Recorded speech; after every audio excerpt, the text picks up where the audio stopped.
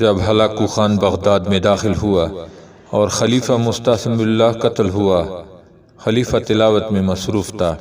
اس کے پاس اس کی نوجوان بیٹی بھی بیٹھی ہوئی تھی۔ ایک تیر آیا اور بچی کو لگا، وہ بیچاری فوت ہو گئی۔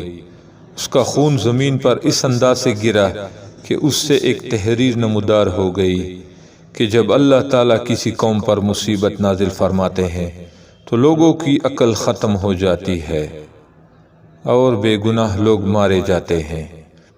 ہلاکو خان کے پاس ملکہ کو لایا گیا۔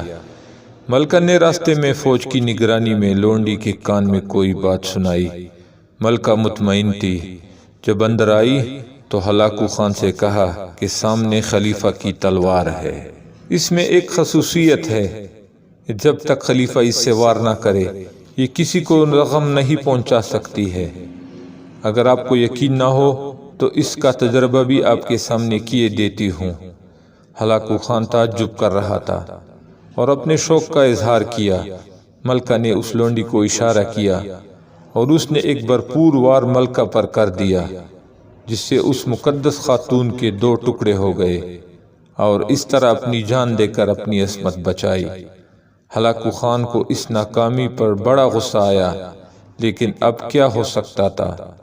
جان دے دی، مگر کافر بادشاہ کا ہاتھ اپنے جسم کو نہیں لگوایا۔ بادشاہ اس کے ساتھ شادی کرنا چاہتا تھا۔